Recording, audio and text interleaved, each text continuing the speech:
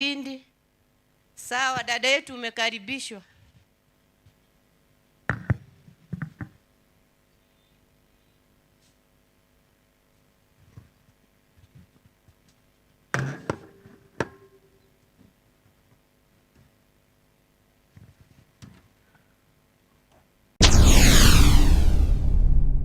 Get the point. Take a step forward.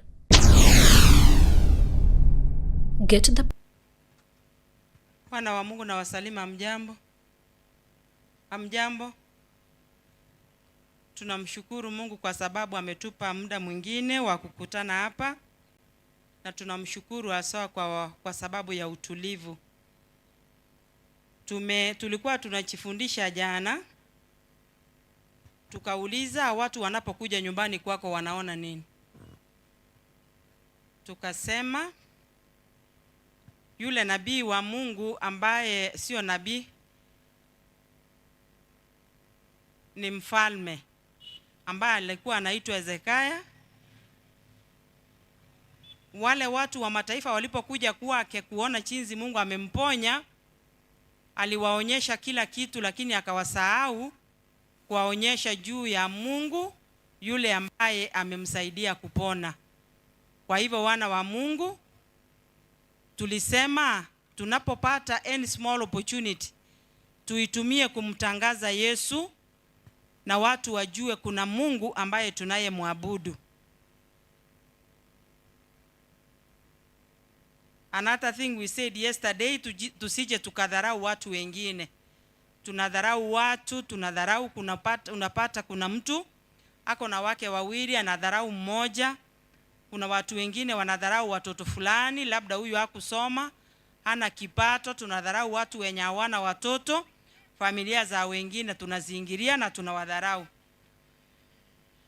Today tunataka kuingia kwa somo la leo kwa sababu muda ni mchache. Tutaingia kwa topic ambayo inasema sharing burdens and responsibilities. Tunapokuwa katika nyumba zetu, kazi ambazo zinakuwa pale ni nyingi kiasi, na kila mtu achiuzishe katika ile kazi ambayo tunafanya. So we should share the burdens and responsibilities ambazo zinapatikana katika zile nyumba. Tunaposoma Galatians 6 verse 2 inasema tubebeane mizigo. Zile kazi ambazo ziko pale nyumbani zije zikaachiwa mtu mmoja, na huyu mtu mmoja akaumia. Especially akina mama. Wamama wanafanya kazi mingi. Wazee give hand in the homework. Wazee na wao katika ile kazi ya nyumbani, na yeye anatakiwa kugive hand. Sana sana mzee anapotoka kazini anaingia nyumbani, pana watoto wadogo pale, mama anapika, anabeba mtoto mgongoni, mwingine anamshikilia nguo, na mama anaendelea kupika akifanya kazi hapa na pale, na mzee ako pale na anaangalia tu. Mtoto akiingia akimguza anasema toa huyu mtoto hapa ananisumbua. Ukitoa mtoto anasema hiyo chakula bado haijakuwa tayari. Unataka afanye kila kitu ila hali wewe unakaa tu utaki kumsaidia. Na wewe mzee ukiingia nyumbani, jaribu kukaa na hao watoto hata kama ni wana hao.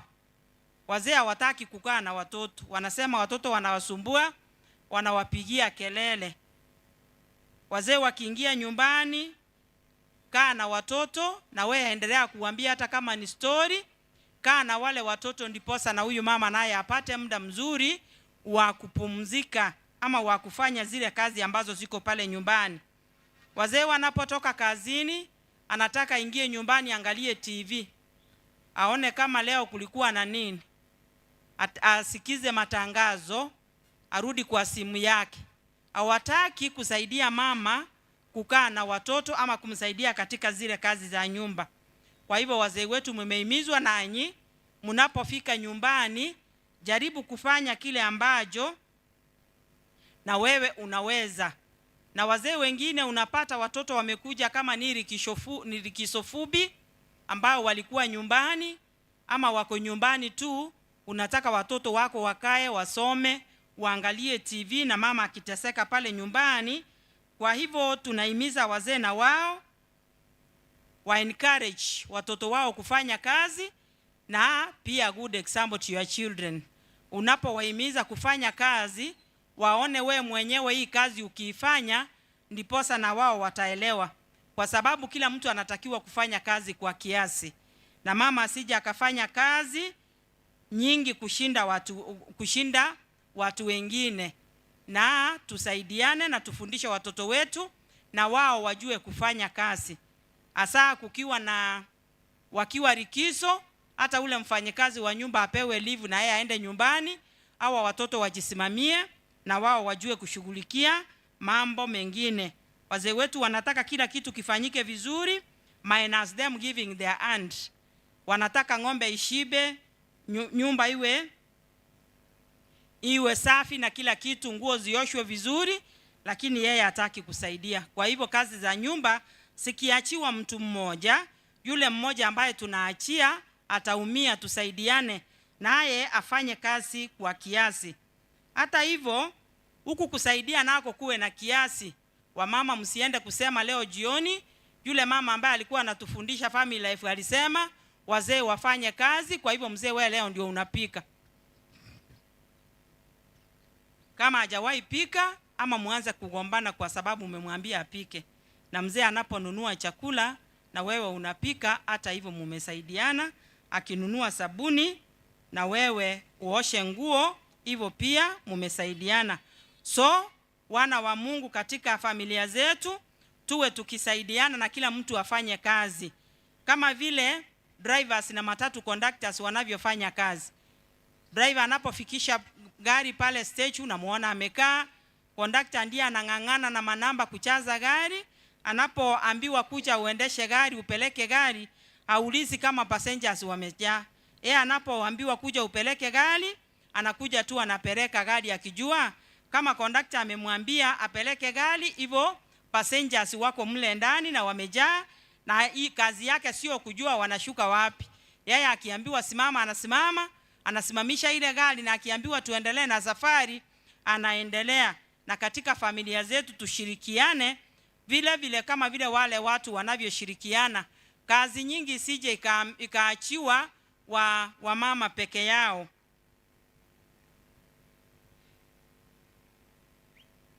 Na mkiwa kama ni shambani mnafanya kazi, paka kambali komanya usemongi na nkoro sale. Tukiwa shambani tunafanya kazi, mnafanya kazi ya shambani. Mkifika nyumbani, mzee anauliza na chakula hakuna leo, tunakula. Mama alipokuwa akifanya kazi pale shambani, anafanya kazi akichuna mboga, akiokota kuni. Mkifika nyumbani, bado yule mama ndiye anatayarisha chakula. Kwa hivyo huyu mama na yeye na hii kazi yake ambayo anafanya aheshimiwe na apewe muda mzuri, na yeye apumzike, na yeye awe recognized. Hata wakati amepika, na yeye hata ambiwe asante kwa sababu tumeshiba. Kwa hivyo na watoto wetu na wao tuwafundishe kufanya kazi, na wao wasaidie kufanya kazi. Tukikuwa wadogo kitambo kile, watoto wa kiume walikuwa aswa waambiwi wapike ama wachishughulishe na kazi ya nyumbani. Wasichana ndio walikuwa wanafanya hiyo kazi. Lakini siku hizi vile wanasoma, anakodisha nyumba mahali akiendelea na masomo yake, inabidi achipikie. Kwa hivyo hata na watoto wetu wa kiume nao wanatakiwa kujua kufanya kazi ya nyumba. Tuwatrain wawe wakifanya kazi ya nyumba, na vile niliwaambia watoto wote wajue kufanya kazi, and pia good example to your children.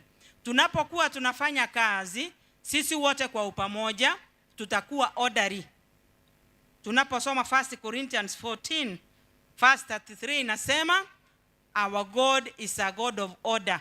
Tunaposhughulika na kila mtu anaposhughulikia lile jukumu lake ambalo anafanya, tunakuwa orderly. Tunafanya kazi vizuri, tunafanya kazi zetu vizuri, na tunakuwa orderly.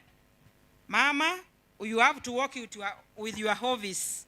Unapotembea kila mahali, mama utembee na ofisi yako. For example, kuna wale ambao tunaishi hapa town, na nyumbani kwetu kuko. Tunapotoka hapa tukienda nyumbani, watu wasilale njaa kwa sababu umetoka huko town. Pale town ni kwako, una nyumba, you have to work with your office, na watu wapata kukula hata kama umetoka hapa town. In any institution that we have, iwe ni shule, hospitali ama kanisa, kuna order. Watu wanafuata mpangilio ambao uko katika ile institution ambao tumeenda. Kwa hivyo ukienda hospitali lazima uanzie mahali uanzie mahali kama ni kupimwa, kununua kadi. Na kwa hivyo hata na nyumba zetu nazo tuwe orderly. Kila mtu ajue hii ni saa ya kufanya hivi. Ikiwa ni wakati wa kuamka, watu wote waamke. Ikiwa ni wakati wa kufanya kazi, tushirikiane kufanya ile kazi kwa upamoja. Na ikiwa ni wakati wa kulala pia, nao watu wote walale na wapumzike. Akina mama, mzee amelala, bado uko jikoni, unaendelea kufanya sijui nini, aliyokona kukurura chimoli. Na wewe ikifika wakati wa kulala, enda ulale, upumzike. Watu tunapolala, tulale kwa upamoja.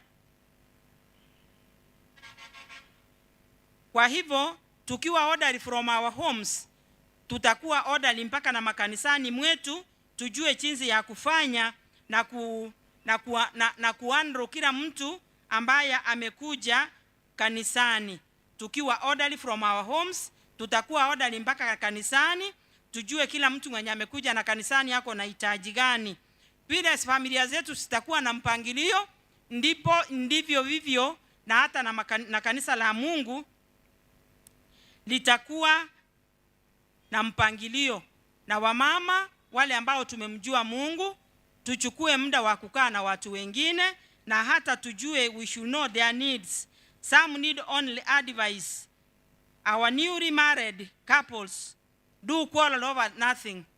Watoto wetu ambao wameoa na kuoana hivi machuzi, unapata wanagombana, hata hakuna kitu wanagombania. Mwanamke anasema, unajua na mimi niko na degree kama wewe, hata waishuruku unafanya arts, nikifanya science. Wanagombana, they quarrel over nothing. Niliwaambia ukienda kusuluhisha, tulipokuwa kipindi cha family conflicts, ikiwa umeenda kusuluhisha conflict ambayo yuko kwa nyumba ya mtu, na wewe uwe mtu ambaye ni mcha Mungu, na uwe makini sana usije ukafanya familia ya mtu ikaanguka kabisa. Kwa hivyo wana wa Mungu, tunahimizwa katika familia zetu, tuchunge familia zetu, na wale ambao ni wachanga katika ndoa tuwalee.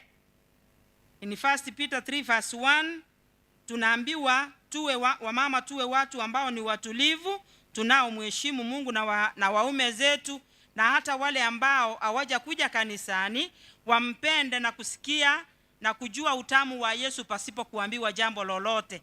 Na tuheshimu waume zetu, ndiposa ukiwa umemheshimu mume wako, na wale ambao unaenda kuconsult wataona vile unakaa kwako, na wao wajue unaenda kuadvise, na wao watachua vile, wataangalia ule mfano wako mwema, na wao watakaa vizuri vile unavyowaelekeza. Mungu wetu ni Mungu wa maajabu, hakuna jambo linalomshinda. Mtu yeyote yule asije akajidharau katika familia yake, aone yeye afai na atoshi. Kila mtu anatosha na kila mtu anafaa. Kwa hivyo kila mtu asije akajidharau. Tulisema jana tusidharau watu wengine, kwa hivyo na we mwenyewe usije ukajidharau. Ukae kulingana na uwezo wako. Na wamama, ni lazima ujue ni mume wa aina gani unayekaa na yeye. Kama vile tunavyosoma katika 1 Samuel 25, tunapata hadithi ya Abigail na Nabal. Abigail alikuwa anajua mume wake ni mume wa aina gani. Kwa vile alikuwa anajua mume wake ni mume wa aina gani, alikuwa amejua jinsi ya kumuandro. Kwa hivyo na we mama ujue unaishi na mume wa aina gani. Lakini kama umeamua na umekubali kukaa na yeye, kuna wale ambao wanakuja kanisani wote, kuna wale wazee hawakuji kanisani, lakini na wewe ujue ni mume wa aina gani unayekaa na yeye. Kwa hivyo you should know how to handle him. Aba subati yombia manganande. Wacha kutaka kuchunguza kila kitu, hii itakuletea stress. Kuna simu zingine ikipigwa network inapatikana hapa kwa nyumba. Na kuna zingine zikipigwa network haiko, inaenda kupatikana pale juu kwa ile ghorofa. Mwara aombia yande. Haya maswali yote unauliza na kupiga kelele na kusema mbona hiyo simu hukupokea hapa, tuasiumwa manganande. Tutakapo chifanya mambo mengine kuwa hatuoni, maisha yataendelea. Na huyu hivyo ninaendelea kuelezea hivi, kila mtu na ajue ni mume wa aina gani anayekaa na yeye, na kila mume ajue ni mke wa aina gani anayekaa na yeye. Kuna akina mama wengine akijua mzee wake ako na pesa, atalala, anamwambia anataka aende kwao, anataka kwenda kuona sister yake, hivyo. Kwa hivyo kila mtu na ajue anaishi na mtu wa aina gani. Sometimes akina mama utumie the 60 cents kufanya vitu zingine ambazo mzee afanyi, na kuna kitu unajua ukimwambia hata kubali. Ufanye vitu zingine ambazo zitasaidia familia yako, lakini sio vitu za kuharibu. Siku moja niko na kijisamba kidogo pale nyumbani ambapo tulitoka. Nikapanga hapa kwa hii shamba nitapanda miti. Na nilikuwa na uhakika nikiambia mzee nataka kupanda miti hata kubali. Nikaenda nyumbani pasipo yeye kujua. Wakati nilienda kuna sababu ilinipeleka pale, nikaenda nikapanda miti kwa hiyo shamba ahavo viti. Mzee kwenda nyumbani akapata ile miti imekuwa kubwa kiasi yenye imemfikia uwai yani his height. Sasa akatoka hakuingoa. Akakuja akiwa amekasirika sana. Akaja akaniuliza, "No bongo tabwati kusena maiso. Mbona ulipanda ile miti pale? Ungeenda pale mtoni chini upande miti huko. Mbona ukapanda miti pale?" Akagombana na nilijua. Akaanza peke yake na akamaliza peke yake. Alipomaliza nikamuuliza mzee, "Nikupe maji ya kuoga kwanza ama nikupe uji?" I assumed sisikini nini anaendelea kuongea. I'm explaining what I did about 15 years ago. Hiyo miti siku hizi saa hii ni mikubwa kiasi. Kukatokea matanga pale nyumbani kwetu. Mnajua vile miti inavyotumika matanga. Huyu mzee mwenye alikuwa ananiuliza kama ni akili sina ama ni macho. Sasa miti wanapotaka mti anakuja anawaambia, "Hebu kuja mkate hii." Sio hiyo, hii kuna mahali itaenda kunisaidia. Kuja mkate hii. Hiyo miti sasa ni yake. Tukiongea hivi hata siwezi kata kuni. Miti ni ya nani? Ni yake. Nikamuuliza mzee, mtu ambaye hana akili punguani ni mjinga. Sasa hii miti yenye unasema vile inakatwa ni ile mjinga ambaye at the same time ni wazimu na kipofu alipanda. Akaniambia vitu zote ambazo ziko kwa hii ebintu byonsi pibire omuchioyone bakaye nebyane. Kwa hivyo wamama tukaenda kujenga nyumbani. Tulipokuwa tunajenga hiyo miti ndiye alikata akaweka paa, akawekea roof. Hiyo miti ikatosha na ikabaki saa hii kuna miti karibu 30 kwa shamba. Sio miti ilikuwa mingi. Wamama unatumia ile. Akaniuliza, "Na ulifikiriaje mpaka ukasema wacha upande hii miti?" Nikamwambia nilitumia ile 60 cents ambayo wanaume hamna. Na wewe unapoitumia ile 60 cents unaitumia vizuri, sio kwa kuharibu, lakini ni kwa kufanya kile kitu ambacho kitasaidia familia yako. Tungeenda kununua hiyo miti, tungenunua pesa mingi sana na mpaka imebaki.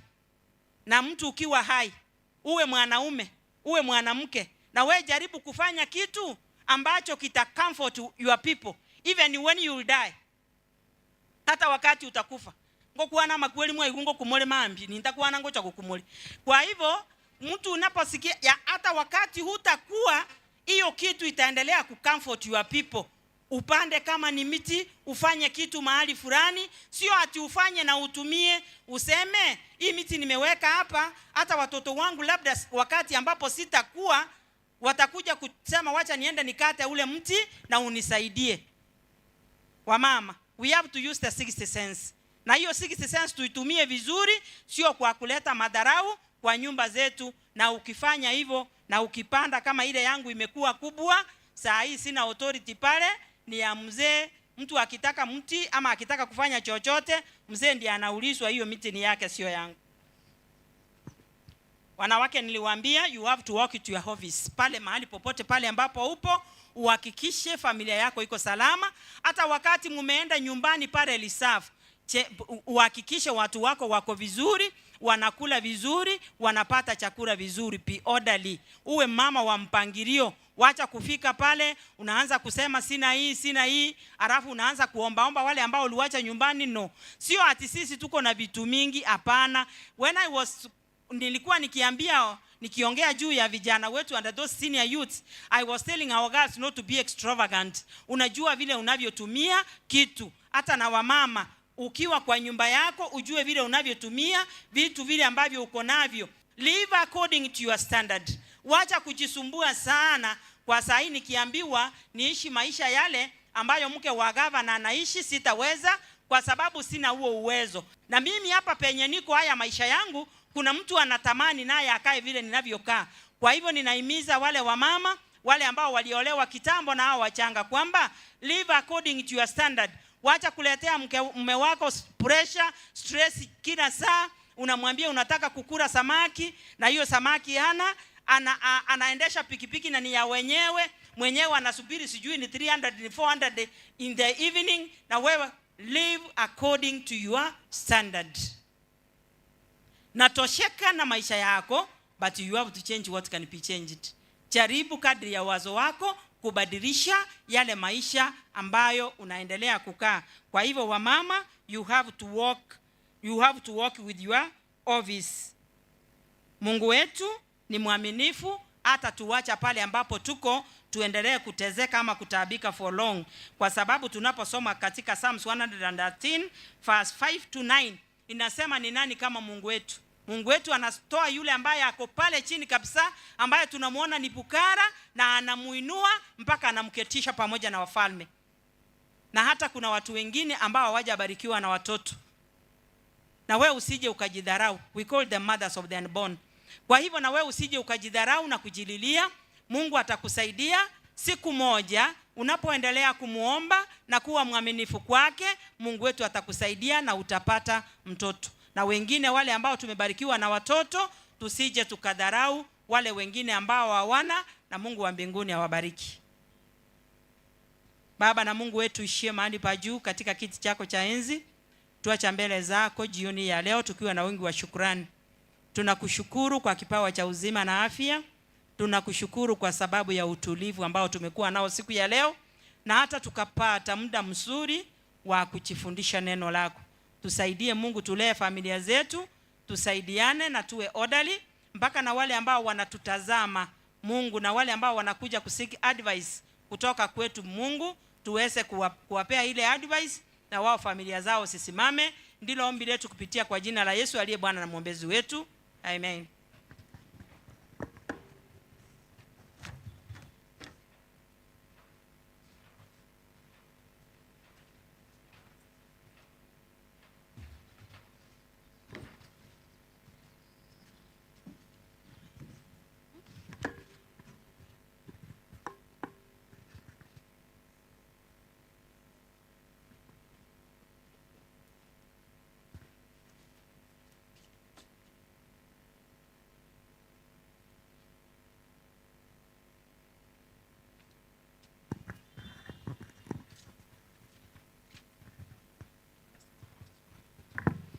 Sawa, tunaimba wimbo nambari 108, Maili Mbili Church Choir.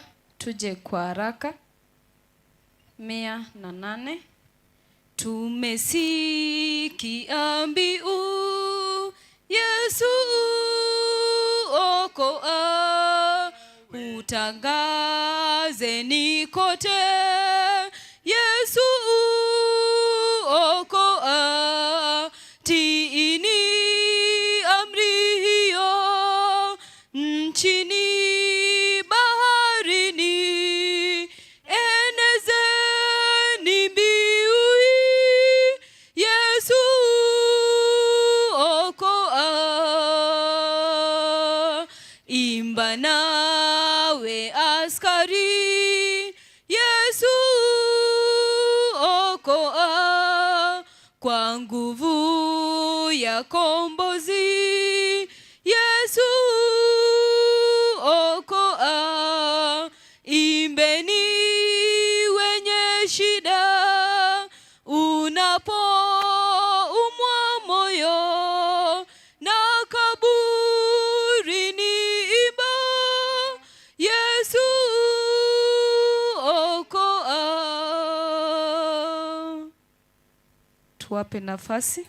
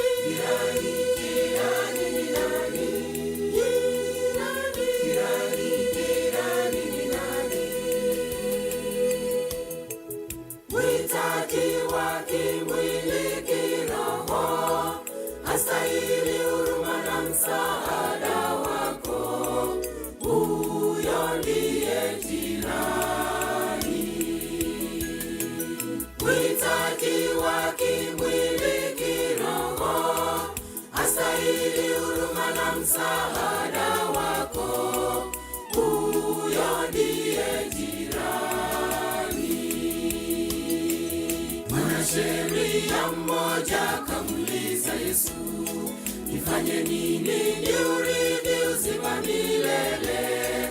Mpende Bwana Mungu wako kwa moyo wote, na jirani yako kama nafsi yako. Mwanasheria mmoja kamuliza Yesu, nifanye nini niurithi uzima milele? Mpende Bwana Mungu wako kwa moyo wote, na jirani yako kama nafsi yako. Jirani ni nani? Jirani ni nani? Jirani ni nani?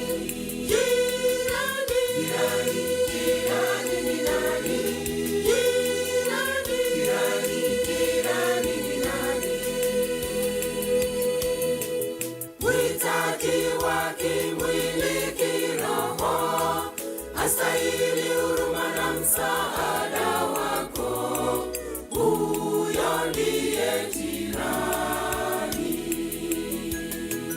Mhitaji wa kimwili kiroho, hastahili huruma na msaada wako, huyo ndiye jirani.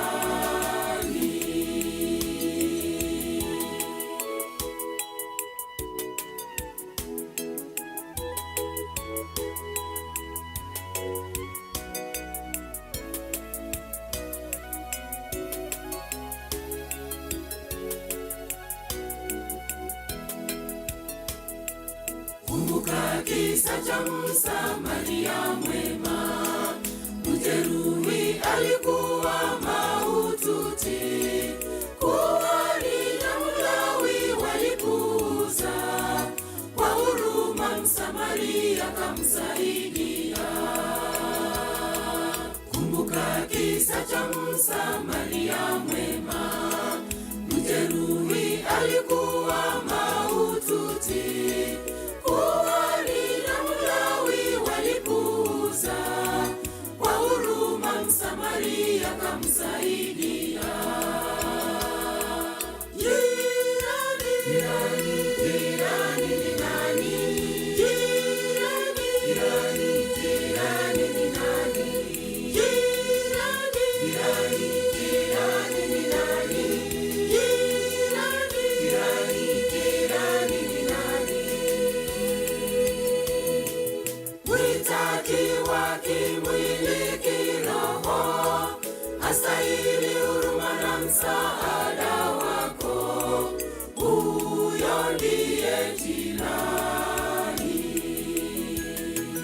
Uhitaji wa kimwili, kiroho, astahili huruma na msaada wako.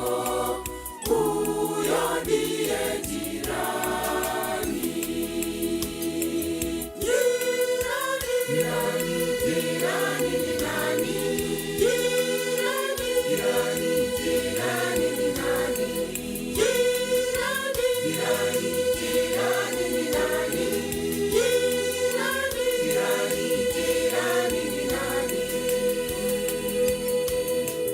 Uhitaji wa kimwili, kiroho, astahili huruma na msaada wako.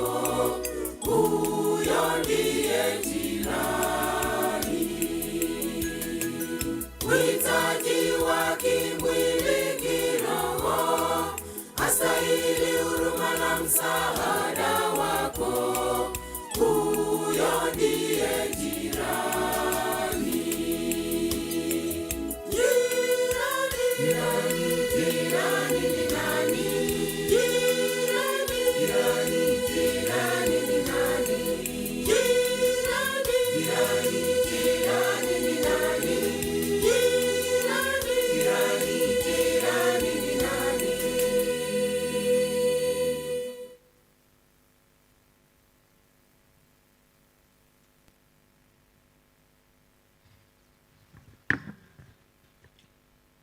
Tunawaambiaje wanakwaya?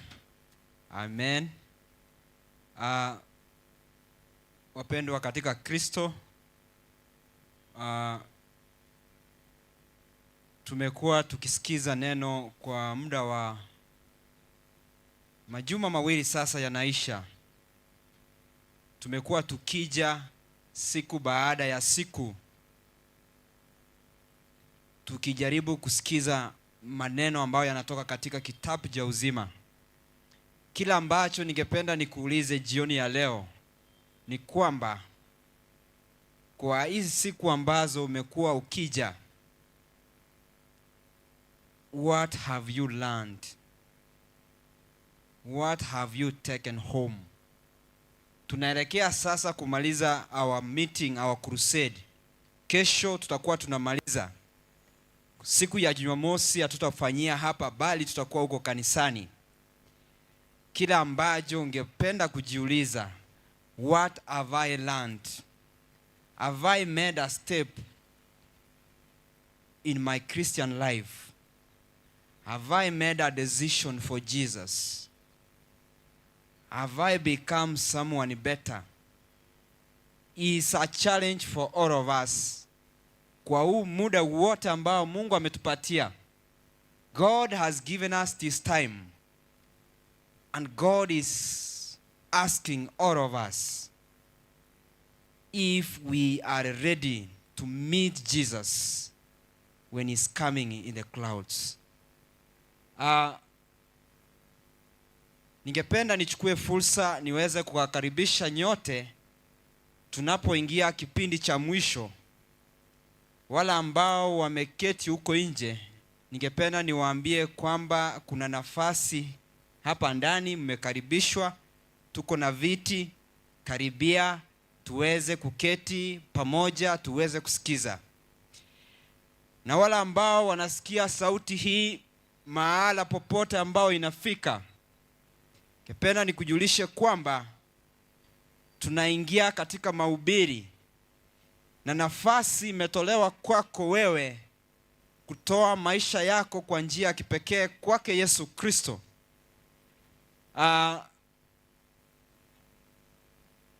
Unaposikia mhubiri akinena, najua kwamba kuna maneno ambayo yamekukwaza, kuna mengine ambayo yamekuchoma moyoni. Naomba kwamba uchukue fursa hiyo uweze kufanya uamuzi wa kipekee siku ya kesho ambayo tutakuwa tunamalizia mkutano wetu. Unapojiandaa kufanya uamuzi huo, ni matumaini yetu na maombi kwamba Mungu atakusaidia na maisha yako, your life will never be the same. kabla sijamwalika mhubiri, ningependa niwatangazie kwamba wale ambao walikuwa wamejitolea kwa ubatizo, siku ya kesho kuanzia saa 8 tutakuwa na mkutano mfupi ili kujiandaa kwa ubatizo ambao tuko nao siku ya Jumamosi. Kwa hivyo kama uliweza kujiandikisha, naomba kwamba uweze kuja siku ya kesho. Na kama ikiwa unajua jirani ama rafiki ambaye alijiandikisha na hayuko karibu, tafadhali uweze kumfikishia ujumbe na Mungu aweze kuwabariki. Wacha tufanye maombi mafupi ndiposa tumkaribishe mnenaji. Tuamini, tuombe. Baba wetu wa upendo, tunakushukuru tena kwa maana ulimtuma mwana wako wa kipekee Yesu Kristo kuja katika dunia ambayo iliweza kulaaniwa, ili kufa katika msalaba sisi wote kupitia kifo chake tukahesabiwa haki. Na leo hii Mungu wetu, tunaomba kwamba mnenaji atakaposimama, tuomba kwamba wale wote ambao watasikia sauti hiyo wapatie nafasi ya kufanya uamuzi, nafasi ya kukufuata wewe Kristo, Mwokozi wa maisha yao. Bariki wote, ni katika jina la Kristo tumeomba na hata kuamini. Amen. Pastor, welcome. May God bless us as we listen.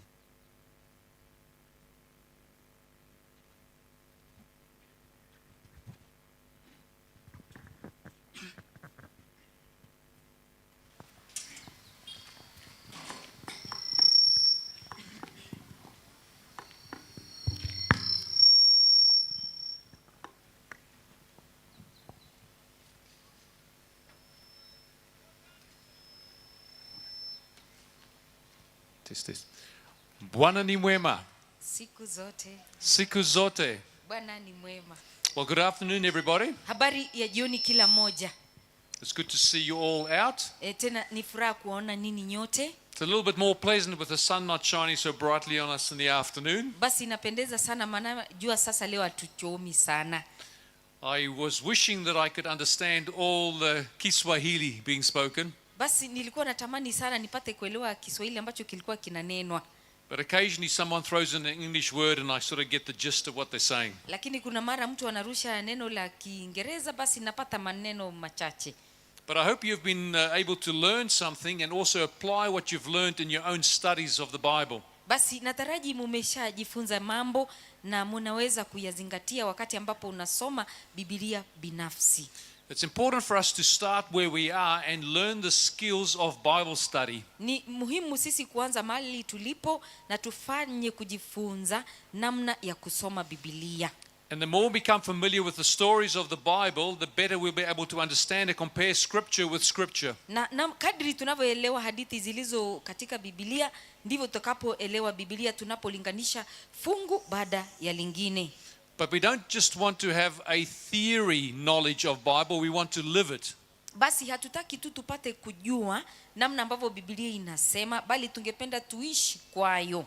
So for example, the Apostle Paul says in Romans chapter 2 and verse 13, basi kwa mfano mtume Paulo ni mwenye kunena katika Warumi 2 fungu ni la 14, not the hearers of the law are just in the sight of God, waliohesabiwa haki si wale ambao ni wenye kusikiza neno ama amri, but the doers of the law shall be justified. lakini watakaohesabiwa haki ni wale wenye kutenda sawasawa na amri yake Mungu. So what's this telling us? Basi Biblia inasema nini pale? God wants us to apply in our lives what we read in the scriptures. Mungu anatumaini ya kwamba tuweze kuzingatia yale ambayo tunasoma katika maandiko, katika matendo. God doesn't want us to just hear and then forget. Mungu hataki ya kwamba sisi ni wenye kusikia na kusahau. God expects us to apply what we hear and then see a transformation as a result of that. Anataraji tuweze kuzingatia yale ambayo tumeshasikia ili apate kuona mabadiliko ndani yetu. So what I want to do this afternoon is we're going to just keep it top level mostly. Basi siku ya leo ambayo tutakayojifunza ni yale tu ambayo tulishajifunza. And we're going to look at Revelation chapter 13 as our base for our study this afternoon. Basi kini chetu cha mafunzo siku ya leo ni Ufunuo sura yake ni ya 13. But as we go to Revelation 13, maybe we'll just read some introductory passages in Revelation chapter 1, the first 3 verses. Basi kabla hatujaingia katika Ufunuo 13, tutajaribu kusoma utangulizi kidogo ulio katika Ufunuo sura yake ni ya kwanza. And as we normally do when we open God's word, we'll just pray for God's Holy Spirit to lead us to understand as we study together. Ilivyo desturi, tutamwalika Roho Mtakatifu tunaposoma neno la Mungu ili awe pamoja nasi. Our Father in heaven, Baba yetu aliye mbinguni, we are so grateful that we can spend some more time together searching the scriptures. tunashukuru maana umetupa fursa ya kushiriki pamoja kwa ajili ya kutafuta maandiko.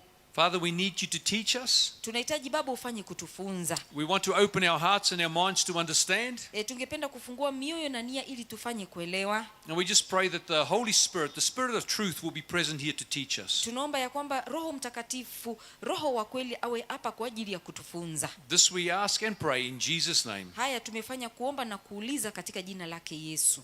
Amen. Amen. So let's go to Revelation chapter 1 and we'll read from verse 1 to verse 3. Basi tutaingia katika Ufunuo wa Yohana, sura ni ya kwanza, aya ni ya kwanza hadi 3. So the Bible starts in Revelation, the revelation of Jesus Christ. Basi Biblia inaanza katika ufunuo ya kwamba ufunuo wa Yesu Kristo. So this is something that is to reveal Christ to us. Hiki ni kitu ambacho kinamfunua Kristo kwetu sisi. But it can also mean that this comes from Christ to us. Basi pia ina maana kuwa haya ni mafunuo ambayo Yesu anatuletea sisi. Now, where did the Lord Jesus Christ get this revelation? Basi Bwana wetu Yesu Kristo ni mwenye kupata huu ufunuo wapi? Well, the next part says, which God gave him to show his servants. Kipande kinachofuata kinasema ya kwamba aliopewa na Mungu awaonyeshe watu wake. Things which must shortly take place. Mambo ambayo kwamba hayana budi kuwako upesi. And it says, and he sent and signified it. Na inasema kwamba naye akatuma kwa mkono wa malaika. What does signified mean? Basi akatuma katika mkono wake. Ina maana nini? Revelation is given in signs and symbols. Basi ufunuo unatolewa katika ishara na maono. A lot of the signs and symbols are interpreted in the prophecy. So we just have to compare scripture with scripture to understand what these symbols and signs mean. Basi hizi ishara pamoja na mafumbo zimo katika maandiko na sisi ni wenye kulinganisha ishara moja na fumbo moja ili tupate kujua maana yake. So it was signified. Sorry, go ahead. Imeshashuhudiwa By his angel to his servant John. So John the Revelator is writing the revelation. na malaika kwa mtumishi wake Yohana. Basi Yohana ndiye mwenye kuandika hiki kitabu cha ufunuo. And it says, who bore witness to the word of God and to the testimony of Jesus Christ. Ambaye ni mwenye ushuhuda wa neno lake Mungu na ushuhuda wa Yesu Kristo. So it's the word of God coming to us and also the testimony of Jesus Christ. Now previously we discovered what the testimony of Jesus Christ was. Basi ni neno la Mungu ambalo lakuja kwetu pamoja na ushuhuda wa Kristo. Na tunajua hivi majuzi tulipata kujua ushuhuda ni nani. Can anybody else remember what the testimony of Jesus is? Basi ni nani mwenye kukumbuka ushuhuda wa Kristo ni upi?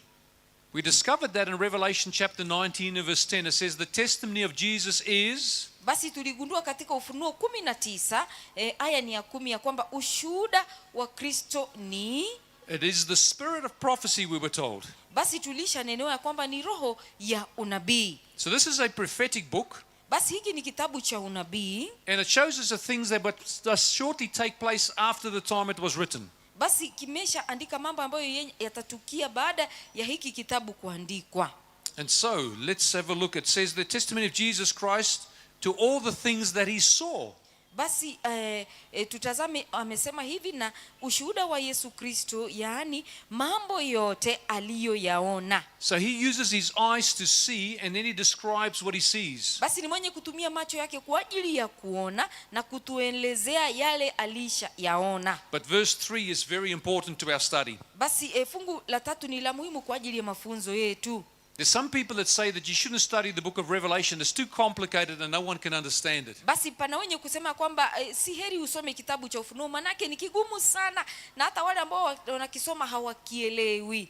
But here we see that there's a blessing lakini hapa tunaona pana mibaraka.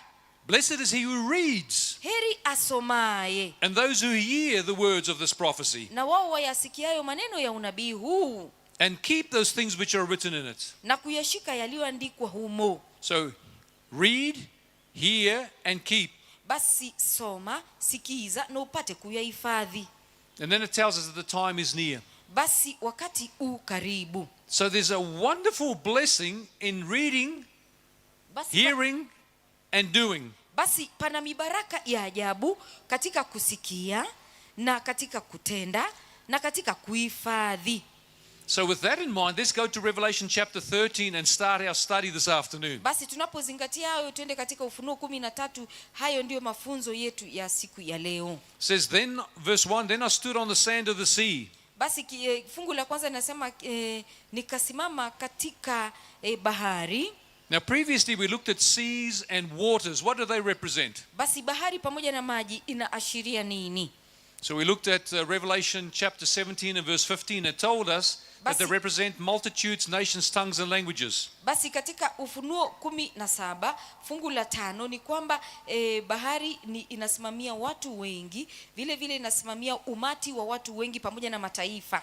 And I saw a beast rising up out of the sea, having 7 heads and 10 horns. Kisha nikaona mnyama akitoka katika bahari mwenye pembe 10 na vichwa 7. So what does the beast represent in prophecy? Basi mnyama anaashiria nini kwenye unabii? In Daniel chapter 7 we realize that beast represents kings or kingdoms. Basi katika Danieli 7 tulipata kugundua kwamba mnyama anaashiria ufalme ama tawala. So if we apply these prophetic symbols, we see now a kingdom rising up out of a densely populated area. Basi tunamwona mfalme akichupuka kutoka kwa watu ambao ni wengi. Now this beast had 7 heads and 10 horns. Na huyu mnyama ni mwenye vichwa 7 pamoja na pembe 10.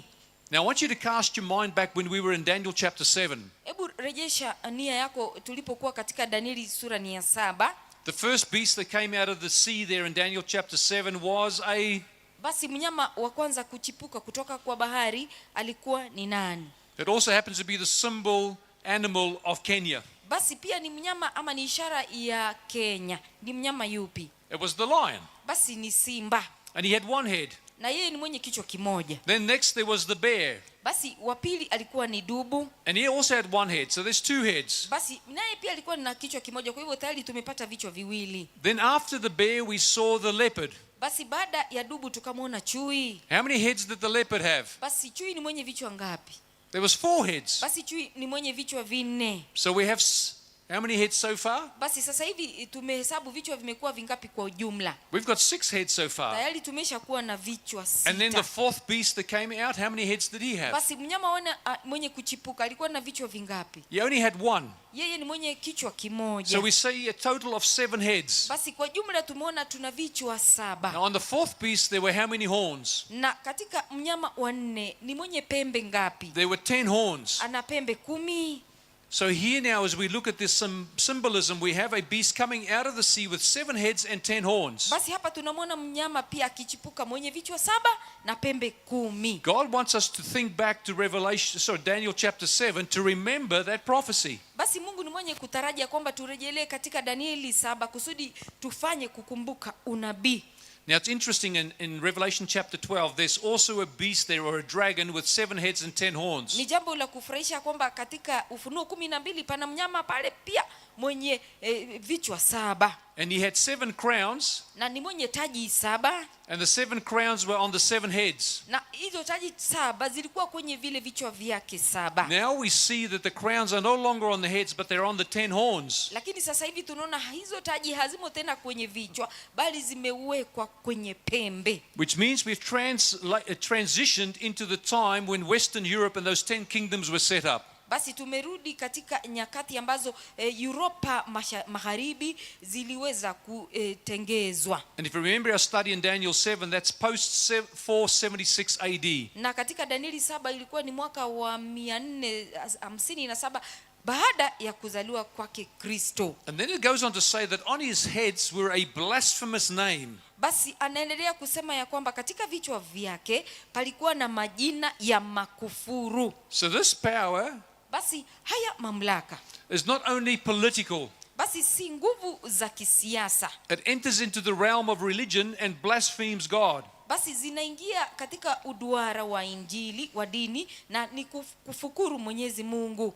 And now it says, and now the beast which we saw Na yule mnyama niliyemuona was like a leopard, his feet like the feet of a bear, and his mouth like the mouth of a lion. alikuwa mfano wa chui, na miguu yake ilikuwa kama miguu ya dubu, na kinywa chake kama kinywa cha simba. Now, where have we seen these symbols before? Leopard, bear, lion. Basi tumeshaona hizi ishara wapi? Chui, dubu pamoja na simba. Daniel chapter 7. Tumeshaona katika Danieli sura ni ya So here 7. again we're reminded that we need to look back at Daniel chapter 7 to understand Revelation chapter 13. Basi tunakumbushwa kwamba ili tufanye kuelewa Ufunuo 13 lazima tena turudi katika Danieli sura yake ni ya 7. But have you noticed the order in which they have been mentioned here? Basi umeshagundua orodha ambayo wameshatajwa hapa? Daniel chapter 7 starts with the lion, the bear, and then the leopard. Basi Danieli 7 inaanza pamoja na simba, inakuja na dubu, alafu chui ni mwenye kumaliza. But now we have it the other way around. We start with the leopard, then the bear, and then the lion. Lakini sasa wamepindua, manake tunaanza na chui, tunakuja na dubu, kisha tunamalizia simba. So what we see in Daniel chapter 7 is Daniel looking forward into the future.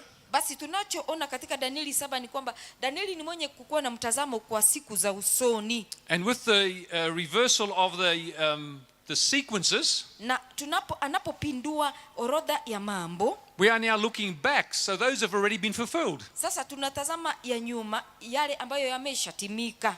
Now it says to this beast that the dragon gave him his power, his throne, and great authority. Basi katika huyu mnyama yule joka ni mwenye kumpa nguvu, akampa kiti pamoja na uweza. Okay, so we've discovered who the dragon was. Who is the dragon? Basi tulishagundua joka ni nani. Can you remember we've looked at that previously? The dragon is? Basi tuligundua hivi majuzi ya kwamba joka ni nani. It's Satan, that's right. So Joka ni shetani. Revelation chapter 12 verse 9 tells us that dragon of old called the devil and Satan was cast to the earth. Basi Ufunuo 12:9 inasema joka ambaye ni ibilisi alipotenda dhambi alitupwa hapa kwenye nchi. Okay, so far so good. I want you to start paying attention to two words. Basi ningependa mpate kuwa makini katika maneno mawili. The first word is authority. Basi neno la kwanza ni uwezo. See how many times the word authority is used in Revelation chapter 13. Basi hebu tutazame uwezo umeshatumika mara ngapi katika Ufunuo 13. The other one I want you to look at is the word worship or worshipped. Basi neno lingine ambalo tutafanya kuliangalia ni kuabudu Let's- ama kuabudiwa. Let's see how many times the word worshipped is used in Revelation chapter 13. Basi tutaangalia hili neno kumsujudu limetumika mara ngapi katika Ufunuo 13. So as we count these words up, authority and worship, we'll see that worship is a key issue in the end time. Basi tunapoangalia haya maneno mamlaka ama uwezo pamoja na ibada ama kusujudu ni mambo ambayo ni ya muhimu kabisa. And secondly, the authority we submit to would also be a key issue in regards to worship. Basi ule uwezo ambayo wewe unajitoa kwao ndio wa muhimu kwa namna ambavyo wewe utafanya ibada. And let's go to verse 3. And I saw one of his heads that had been mortally wounded. Basi fungu la 3, nikaona kimoja cha vichwa vyake kana kwamba kimetiwa jeraha la mauti, And his deadly wound was healed. na pigo lake la mauti likapona. And all the world marveled and followed the beast. Dunia yote ikamstajabia mnyama yule, wakamsujudu. So in Daniel chapter 7, we looked at the deadly wound that the papacy received in 1798. His political power was stripped from him. Basi katika Danieli 7 tulishaona lile jeraha la mauti ambalo papa alipata katika mwaka huo, na tena alipata kung'olewa nguvu zake za kisiasa. Now remember, the papacy is a religio-political power. Basi upapa ni nguvu ambazo ni za kidini, It is a church, ni kanisa, but it's also is a state. na vile vile ni taifa. So we see that this deadly wound takes away the political power, but in 1929, Basi hili jeraha la mauti linang'olewa mamlaka, lakini katika mwaka wa 1929 under the Lateran Treaty by Mussolini, basi chini ya uongozi wake Mussolini, the political power was reinstated and the Vatican was established. basi nguvu za kisiasa ziliweza kurejeshwa na Vatican ikaanzishwa tena. But we are told that the deadly wound will be healed and the whole world will wonder and marvel and follow the beast. Na tumeshaambiwa kwamba lile jeraha la mauti lilifanya kupona, dunia yote ikastajabu na kumfuata yule mnyama. So that is a full healing of that power. It will be full political power will be restored. Ya kwamba nguvu zote za kisiasa zitafanya kurejeshwa. Now this full political power was used during the dark ages to persecute God's people. Basi hizi nguvu za kisiasa zilitumika zile zama za giza ili ziweze kutesa watu wake Mungu. And those who followed the Bible as opposed to the teachings of the church Na waliofuata Biblia wakakataa mafunzo ya kanisa, were murdered or martyred for their faith. waliuawa kwa ajili ya imani yao. Between 50 to 150 million people were killed during the dark ages. Kati ya watu milioni 50 hadi milioni 100 walifanya kuuawa zile zama za giza. So let's go to verse 4. Basi tutaenda katika aya ni ya 4. And then it says, so they, what's this next word? Basi wanasema wakamfanyia nini? They worshipped the Wa- dragon wakamsujudu yule joka, who gave authority to the beast. kwa sababu alimpa huyo mnyama uwezo. So how many times have we seen the word authority now? Basi tumeona hilo jina uwezo mara ngapi? This is the second time we've seen it. Basi hili ni mara ya pili kuona hilo neno uwezo, But this is the first time we see the word worship. na ni mara yetu ya kwanza kuona hili neno kusujudu. But who are they actually worshipping? Lakini wanamsujudu nani? They're worshipping the dragon, which is Satan. Wanamsujudu joka ambaye ni shetani, And he's the one that gave authority to the beast in the first place. na ni yeye mwenye kumpa uweza yule mnyama kwa mara ya kwanza. And it says then, and they worship the beast. Na wakamsujudu yule joka. Second time we see the word worship used. Tena jina kusujudu limeshatumika. And they say, who is like the beast? Who is able to make war with him? Wakisema ni nani afananaye na mnyama huyu? Tena ni nani awezaye kufanya vita naye? And he was given a mouth to speak great things and blasphemies. Naye akapewa kinywa cha kunena mambo makuu na ya makufuru. The second time we read the word blasphemy. Basi ni mara ya pili sisi kusema hilo jina makufuru. And he was given authority to continue 42 months. Akapewa uwezo wa kufanya kazi yake miezi 42. How many times have you seen the word authority now? Basi tumeona tena jina hili uwezo mara ni ya ngapi? 3 times. Mara ni ya 3. And to continue for 42 months. Na akaendelea katika miezi 42. As we studied Daniel chapter 7, we looked at 42 months, we looked at 1260 days. Tuliposoma Danieli tulipata miezi 42 pamoja na siku miezi 12. Times and half a time, Nyakati, nusu nyakati pamoja na nyakati 2. and 3.5 years. Inasawia ni miaka 3.5. They all refer to the same time period. Zote zinazingatia saa moja. 1260 days Siku 1260 or 1260 years. au miaka 1260.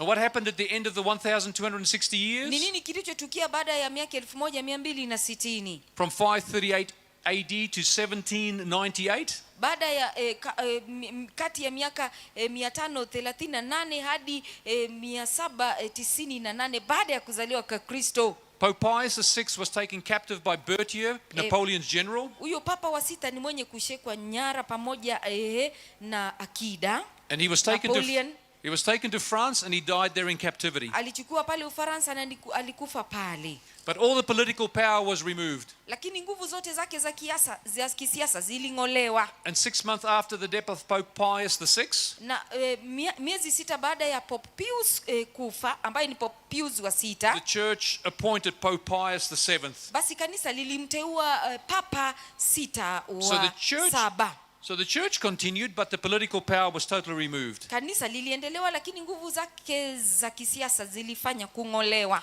Let's go to verse 6. Then he opened his mouth in blasphemy against God, to blaspheme his name.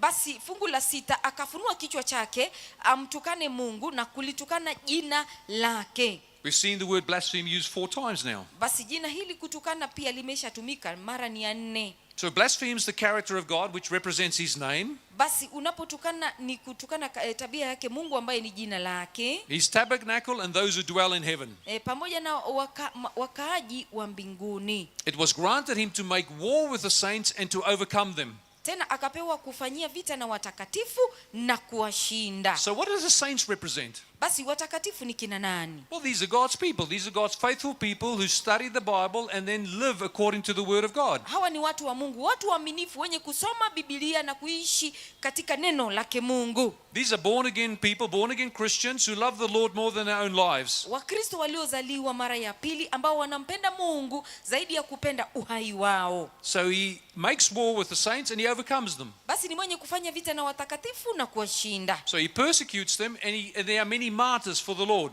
Basi anawatesa, maana wengi wamekufa kwa ajili ya Bwana. And it says, and authority was given him over every tribe, tongue and nation. Basi akapewa uwezo juu ya kila kabila na jamaa na lugha na taifa. So I think we've seen the word authority used how many times now? Basi sasa jina hili uwezo limetumika mara ngapi? I think it's 4 times. Basi ni mara ya 4. So he's got the authority over every tribe, tongue and nation. How many people in the world does that include? Basi ana uwezo juu ya kila kabila, jamaa na lugha. Jamani, ni watu wangapi ambao sasa tuna hesabu kwa ujumla? That's full global control and full global domination. Basi yeye ni mwenye kumiliki ulimwengu kwa uzima.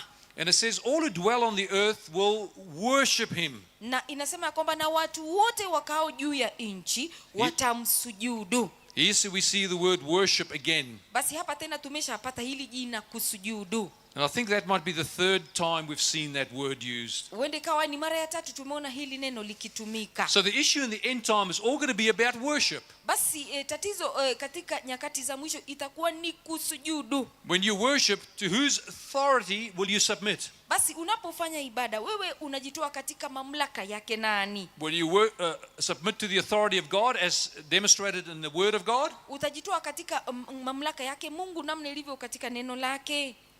Or will you submit to the authority of the church as demonstrated through the magisterium and also through what they call tradition?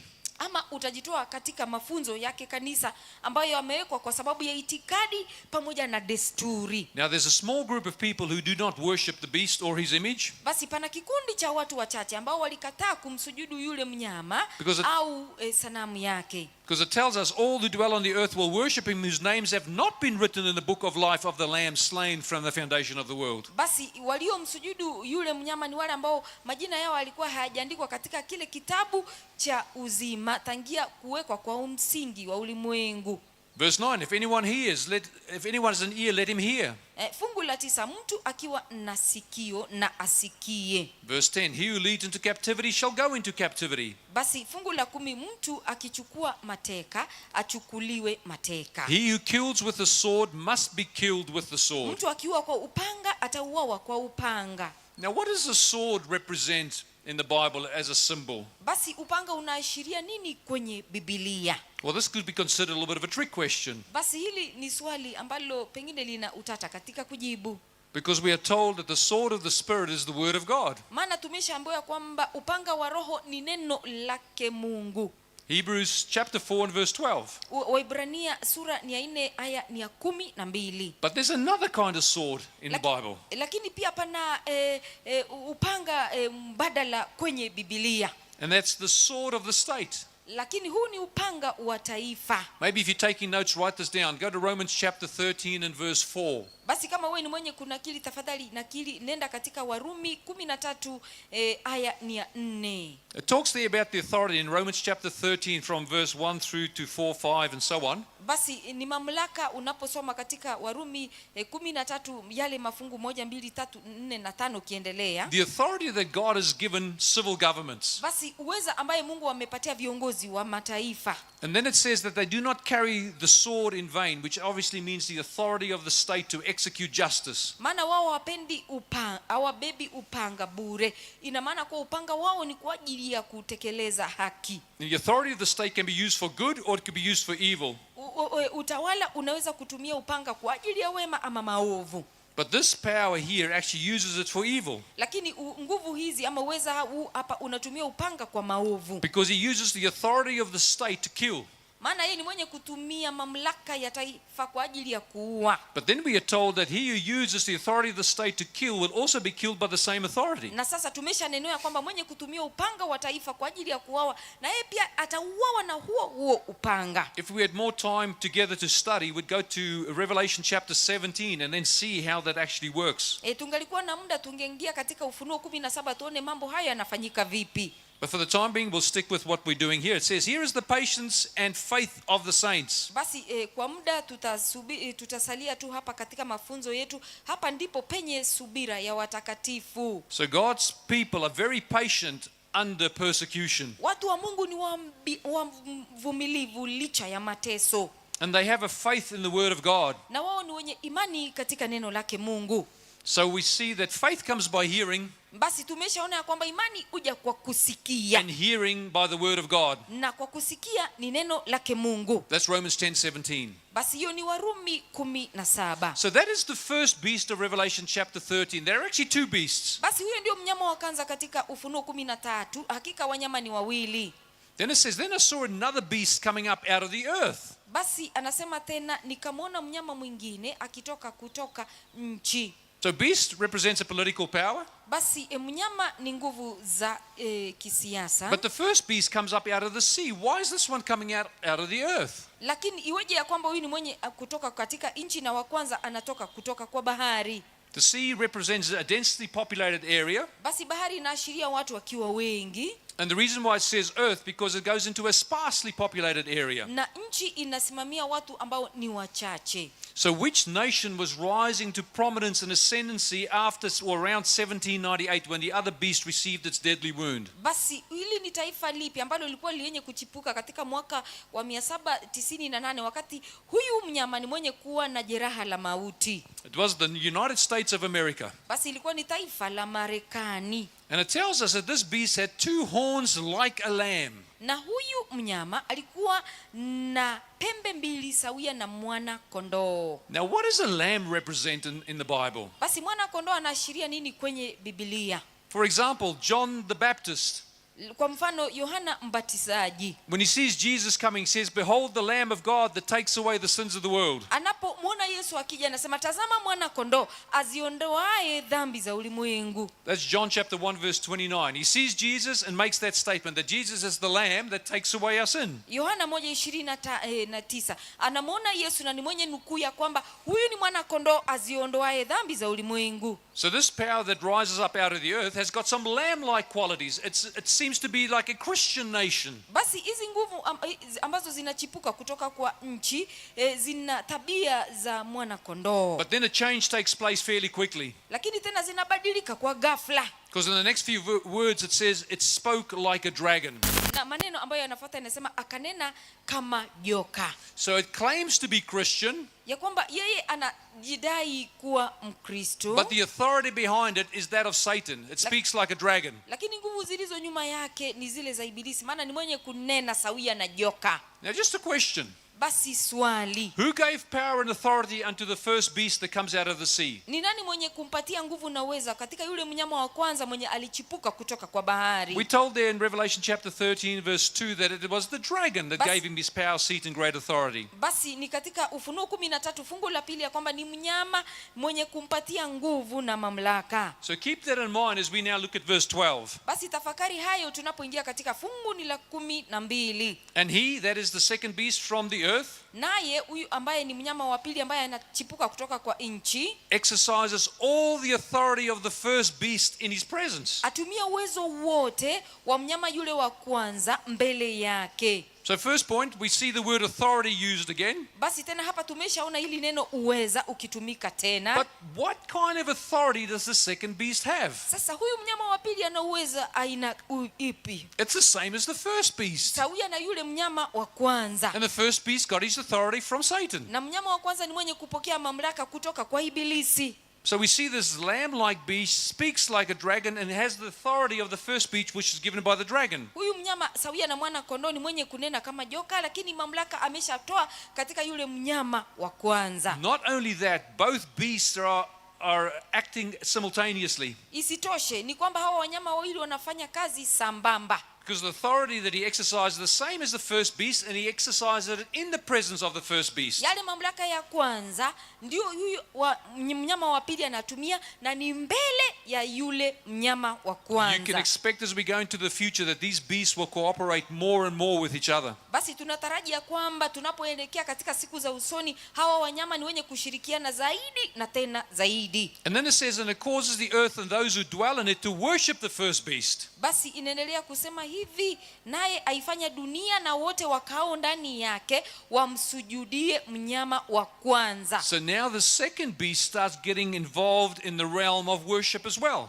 Basi huyu mnyama wa pili naye ni mwenye kujiingiza katika ibada, But he's enforcing worship to the first beast. lakini ni mwenye kulazimisha ibada kwa ajili ya mnyama wa kwanza, It says, whose deadly wound was healed. ambaye jeraha lake la mauti lilishapona. So it's very interesting that the first beast is the one that actually gets worship, but who are they actually worshiping? The one behind it, which has the authority, which is Satan. Basi ni jambo la kufurahisha kwamba mnyama wa kwanza ndio mwenye kuabudiwa, lakini nani wenye kumwabudu? Ni wale walio nyuma yake, ambaye ni Ibilisi. Let's look at verse 13. Basi tutaingia katika aya ni ya 13. And he performs great signs, and so that he even makes fire come down from heaven on the earth in the sight of men. Naye afanya ishara kubwa, hata kufanya moto kushuka kutoka mbinguni uje juu ya nchi mbele ya wanadamu. Now I want to read you something out of the book of Acts, Acts chapter 2 and verse 22. Basi tutasoma kitu kutoka kitabu cha mitume, Matendo ya Mitume, na ni Matendo ya Mitume 2, fungu ni la 22. And as we go to Acts chapter 2, I want to ask this question. Basi tunapoingia katika Matendo ya Mitume 2, ni mwenye kuuliza swali. The two beasts of Revelation 13, are they good or are they evil? Hawa wanyama wawili walio katika Ufunuo 13 ni wema ama ni waovu? They're evil, right? They're not good. Ni waovu, manake wao si wema.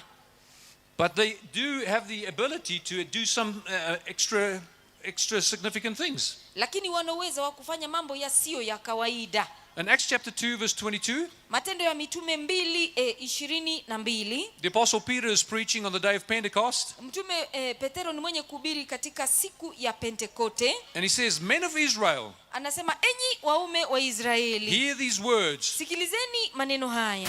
Jesus of Nazareth, a man attested by God to you Yesu wa Nazareti, mtu aliyedhihirishwa kwenyu na Mungu by miracles, wonders and signs, kwa miujiza na ajabu na ishara which God did through him in your midst, ambazo Mungu alizifanya as you yourself also know.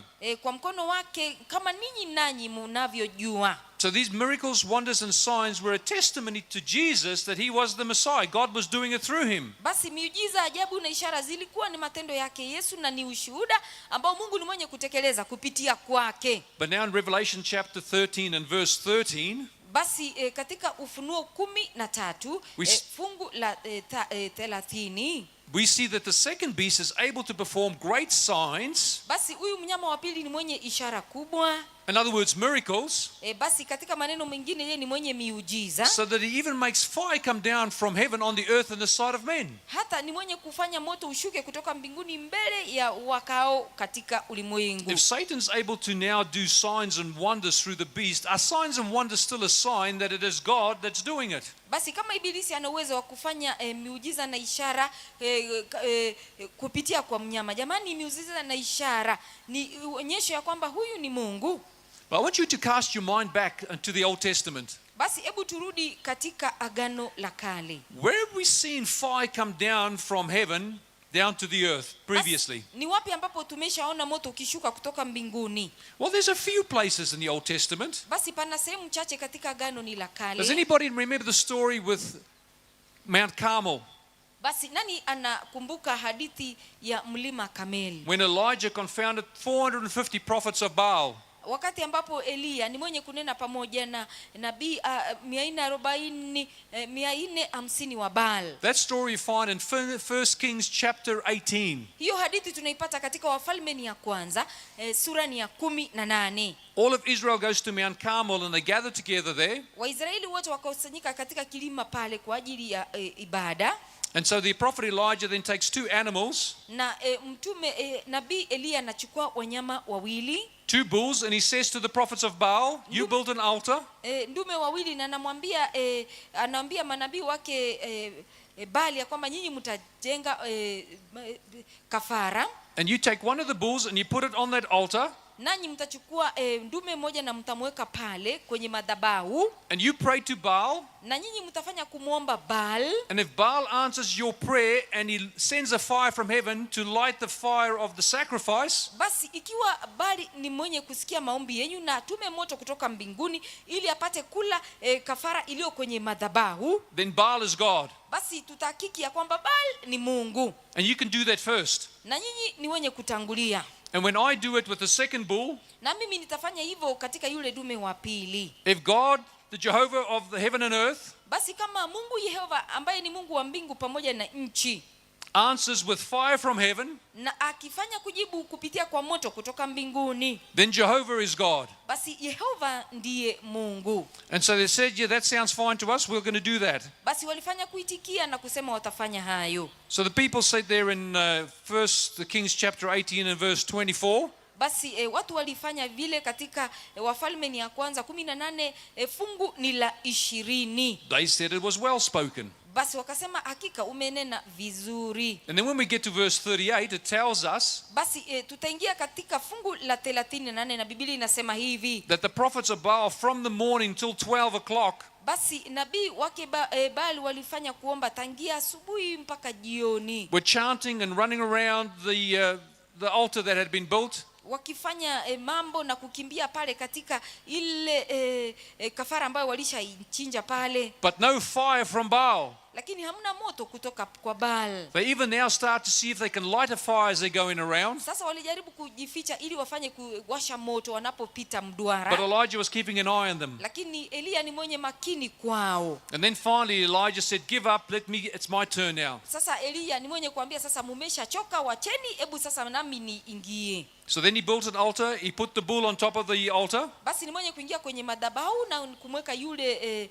mnyama kwenye madhabahu. He got them to pour water all over the altar and over the sacrifice. Aliwaagiza ya kwamba wafanye kumwaga maji kwenye madhabahu pia kwenye kafara. And he got them to do that 3 times, so everything was soaked. Basi walifanya hivyo mara ni 3 ili kila kitu kikafanya kuloa maji. And he kneels and he prays to God. Na akafanya kusujudu na kumuomba And Mungu. he said, Jehovah, if you are God, demonstrate to these people by making fire come down from heaven. Basi alisema, Yehova, ikiwa wewe ni Mungu, hebu onyesha hawa watu ili ufanye kushusha moto kutoka mbinguni. And verse 38 says, then the fire of the Lord fell and consumed the burnt offering and the wood and the stones and the dust and licked up the water that was in the trench. Fungu la 38 linasema, ndipo moto wa Bwana ukashuka ukaiteketeza sadaka ya kuteketezwa na kuni na mawe na mavumbi, ukayaramba yale maji yaliyokuwa katika mfereji. Now when all the people saw it, they fell on their faces and said, the Lord, he is God. The Lord, he is God. Na watu wote walipoona wakaanguka kifudifudi, wakasema, Bwana ndiye Mungu, Bwana ndiye Mungu. So as we see that they perform great signs and wonders, Basi tunaona wao ni wenye kufanya ishara na miujiza kubwa, so that they even make fire come down from heaven on the earth in the sight of men. hata moto ukashuka kutoka mbinguni mbele ya binadamu. This false religion may try to prove that they are actually worshiping the true God when they're worshiping the devil. Hii injili potovu inaweza kufanya tufikiria kwamba wanamwabudu Mungu wa kweli inhali wanamwabudu ibilisi. And to prove that point, they may even set up the same kind of experiment that happened at Mount Carmel with Elijah and the prophets of Baal. Ili kuhakiki haya mambo wataweza kufanya namna walivyofanya kina Eliya katika mlima pamoja na nabii wake Baal. Can you see when we looked at Matthew 24 and Jesus' end time prophecies? Basi tunapoona katika Mathayo 24 unabii wa Yesu kuhusu siku za mwisho, That Jesus said 4 times, ya kwamba be not deceived, make sure that no one deceives you. Yesu ni mwenye kutuonya mara nene ya kwamba kweni makini msije mkadanganywa. Let's go to verse 14. And he deceives those who dwell on the earth. Basi katika fungu la 14 kwamba hata kuwadanganya walio katika nchi. The actual deceptions that Jesus warned against, we see that he now uses Basi this udanganyifu ambao Yesu ni mwenye kutuonya, So how did he deceive those who dwell on the earth? By those signs which he was granted to do in the sight of the beast. Basi aliwadanganyaje? Ni kupitia kwa ishara ambazo alipatiwa uweza kufanya kupitia kwa yule mnyama. Now I feel I may have to just share another story with you out of the Old Testament. Basi ninahisi ya kwamba nipate kusimulia hadithi nyingine iliyo katika Agano ni la Kale. This comes out of 2 Kings chapter 1. Basi kitabu ni Wafalme ya pili na sura ni ya kwanza. Now what happened is one of the kings of Israel, Basi lililotukia ya kwamba mfalme mmoja pale Israeli, Ahaziah was his name, basi kwa jina anatambulikana kama Ahazia. fell through some ladders in his upper room and he injured himself. Basi ni mwenye kuanguka katika dirisha la chumba chake cha orofani na akafanya kupata jeraha. And instead of inquiring from the God of Israel, Na baada ya kumtafuta jibu kutoka kwa Mungu wa Israeli, he sends his messengers to go and inquire from Beelzebub. basi ni mwenye kutuma wafuasi wake, watumishi wake waende wapate ujumbe kutoka kwa miungu ambaye anaitwa Baal-zebubu. And he is the God of Ekron. Na huyu ni Mungu wa Ekroni. And he wanted to know, will I recover from this injury or not? Na ni mwenye kutaka kujua kama ni mwenye kupona au hatapona.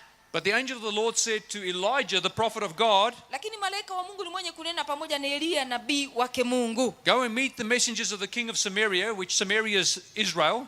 Nenda ukakutane pamoja na wajumbe wa Samaria, na hii Samaria ni Israeli. And say to them, is it because there's no God in Israel that you are inquiring from Beelzebub, the God of Ekron? Na upate kuuliza kwamba ni kwamba hamna Mungu Israeli, ndiposa waende utafute jibu kutoka kwa Mungu wa Ekroni ambaye ni Baal-zebubu. And he says to these messengers from the king, thus says the Lord God. Basi ni mwenye kuambia hawa wajumbe ambao wametumwa na mfalme ya kwamba basi Bwana Mungu asema hivi, You shall not come down from your sick bed, but you shall surely die. hutashuka katika kile kitanda ulichokipanda, bali hakika utakufa. So then Elijah departed, Basi Elia naye akaondoka, and they went and told the king. na ni mwenye kwenda kunena pamoja na mfalme.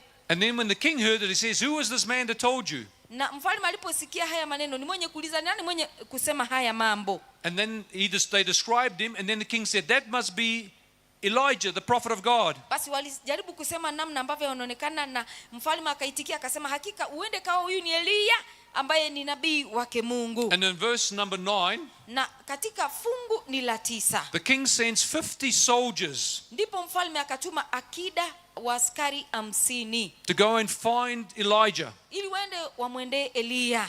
And they find him sitting on top of a hill. Na wao wakampata ameketi juu ya kilima. And the captain spoke to him and said, man of God, the king said, come down.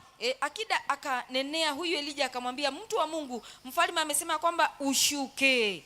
So then Elijah says to the king, the captain of 50, Basi Elija ni mwenye kumjibu yule akida wa 50, if I'm a man of God, let fire come down from heaven and consume you and your 50 men. ikiwa mimi ni mtu wa Mungu, na ushuke moto kutoka mbinguni ukuteketeze wewe na 50 wako. Now, if fire comes down from heaven and consumes these men, what does that prove? Basi moto ukishuka kutoka mbinguni na ufanye kuteketeza hao watu, inathibitisha nini? It proves that Elijah is a man of God. Ya kwamba Elia ni mtumishi wake Mungu. And so we read that fire does come down from heaven and consumes the 50 men. Basi tunasoma kwamba moto ukashuka ukamteketeza yeye na 50 wake. But the king is not ready to give up yet. He sends another 50 men again. Na tena huyu mfalme hajafa moyo, bali tena ni mwenye kutuma watu wengine 50. And then this captain also says, man of God, thus says the king, come down quickly.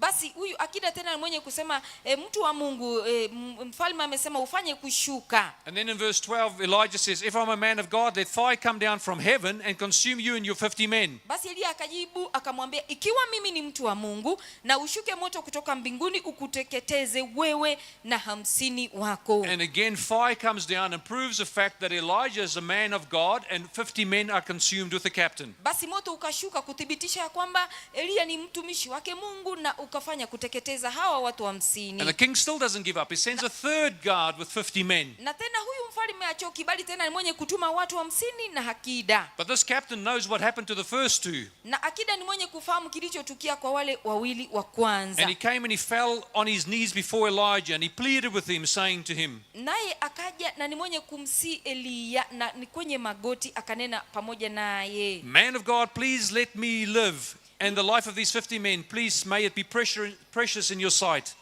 mtu wa Mungu, na kusihi roho yangu na roho za watumishi wako 50 ziwe na thamani machoni pako. And then he explains that he knew that the fire had come down and consumed the others. Na ni mwenye kuelezea kwamba anafahamu ya kwamba moto ulifanya kushuka na kuteketeza wale 50 wengine. And then God gives Elijah instruction, says, yes, go with him. You don't have to be afraid of him. Na Mungu kupitia kwa unabii ananenea Elia na kuambia we enenda pamoja naye, usihofu. So 2 stories about fire coming down from heaven, the one at Mount Carmel with Elijah, and then this one proving that he is a man of God. Hadithi ni mbili za moto kushuka pale kwenye mlima pamoja na hapa. So is it possible in Revelation chapter 13 and verse 13, when he performs these signs, Basi inawezekana ya kwamba katika Ufunuo 13:13 It- anapofanya hizi ishara, this power is trying to prove that they worship the true God, hizi ni nguvu za kujaribu kuthibitisha kwamba wao wanamwabudu Mungu wa kweli, and that they are the men of God, ya kwamba hao ni watu wake Mungu. by bringing fire down from heaven on the earth and the sight of men. Wanaposhusha moto kutoka mbinguni, watu wanapofanya But the kuona.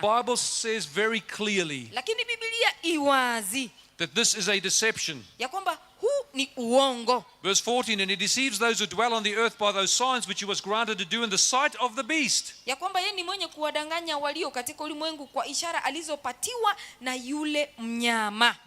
Why is he trying to deceive the world? Iweje afanye kudanganya ulimwengu? Because he tells those who dwell on the earth to make an image to the beast. Maana ni wenye kuambia wakao katika ulimwengu wa kwamba wamtengenezee yule mnyama sanamu. Well, which beast are we talking about? Basi tunanena kuhusu mnyama yupi? It's the beast who was wounded by the sword and yet lived. Na huyu ni mnyama mwenye kupata jeraha kwa upanga na kuishi. So what was the first beast? Sasa mnyama wa kwanza ni nani? It was a religio-political authority.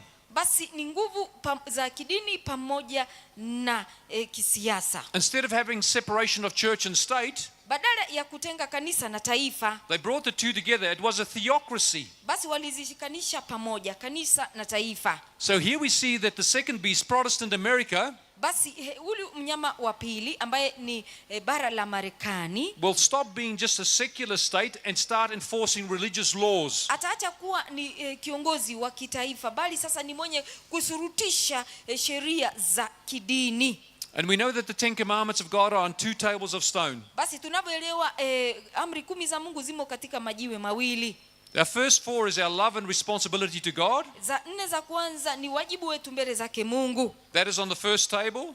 Basi zimo katika kile kijiwe cha kwanza. And on the second table is the last 6, which are our responsibility and our love for our neighbor. Kijiwe cha pili ni majukumu letu na upendo kwa jirani. You remember I mentioned Romans chapter 13 earlier? Basi pale awali nilishanenea kuhusu Warumi 13 And the authority that God has given secular governments. na uweza ambayo Mungu ni mwenye kuwapatia viongozi wa mataifa. As the Apostle Paul explains the details of that, Namna mtume Paulo ni mwenye kueleza kwa kina.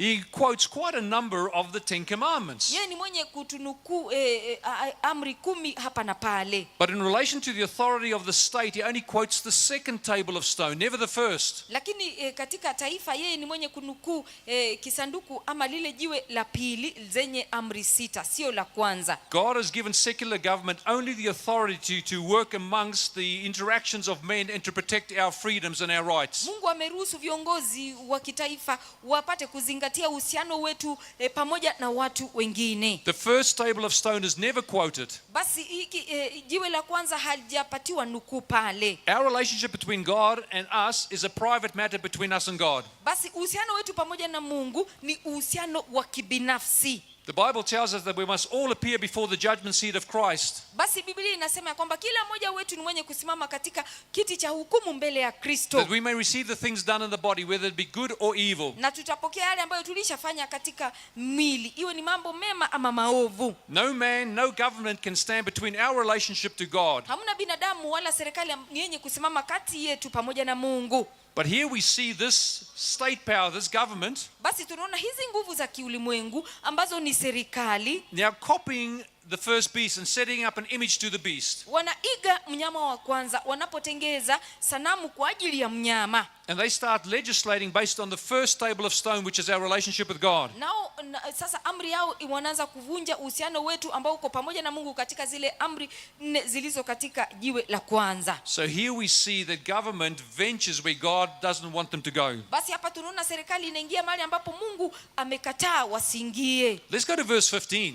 Basi tutaingia katika fungu ni la 15. And he was granted power to give breath to the image of the beast, Akapewa kutia pumzi katika ile sanamu ya mnyama. that the image of the beast should both speak. Hata ile sanamu ya mnyama inene. Now, how would it speak if you were a government? How would a government speak? Basi serikali inanena vipi? Legislatively. Basi inanena kupitia kwa amri. They'll bring laws in. Basi wao ni wenye kuleta sheria. There was a tax law or tax bill just recently here Basi kuna sheria ya kutoa ushuru ambayo ilikuwa hapa majuzi, that caused protests. ambayo ilifanya watu wafanye kuandamana. But tax bills is how governments speak. Basi hivyo ndivyo serikali inavyofanya kazi wanapotuletea mambo ya kutoa ushuru. And the young people spoke back here in Kenya. Na vijana hapa Kenya ni wenye kunena. But here we see that he will make the image of the beast to both speak. Na hapa tunaona kwamba atamfanya yule mnyama afanye kunena. And then it says, and cause as many as would not worship the image of the beast to be killed. Na kuwafanya hao wote wasioisujudu sanamu ya mnyama wauawe.